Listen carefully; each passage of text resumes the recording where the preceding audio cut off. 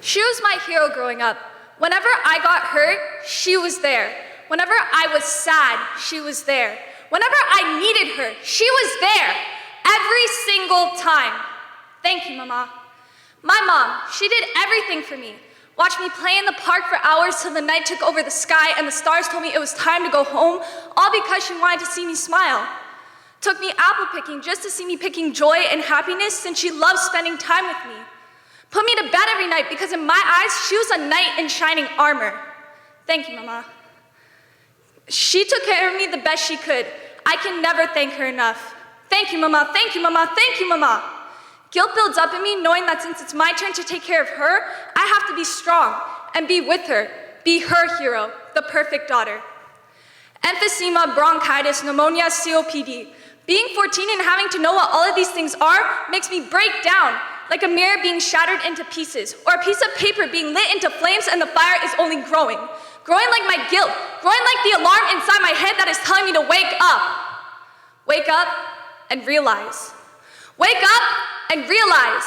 Wake up and realize. Wake up! I have to get up every morning knowing that my mother's lungs are turning into the ashes that she smoked. She chose cigarettes over sharing how she felt because the thoughts in her head echoed more than the headache she got. I can't help her and it hurts me.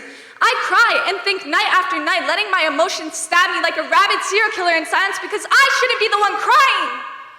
All the lonely nights she had spent in the hospital, drained mentally like a cup of water being poured down the drain, isolated like a personal pandemic taking over her own life, having to breathe from the tubes in her nose that were releasing oxygen to her dark, tired, time-worn lungs. The feeling of being alone. She was alone. For all the nights she had waited for day just so that way she could have a chance to see our family. I have never seen her so happy and calm without cigarettes. Being touched by the feeling that my mom was getting better made the days seem brighter, like the smile on her face when she saw me. The nights once again filled with stars, like my head filled with hopeful questions. The primary question being, when will she get out? When she did, it was a rebirth. Seeing her be able to walk up the stairs without having to stop was like a mother being able to see her baby's first steps.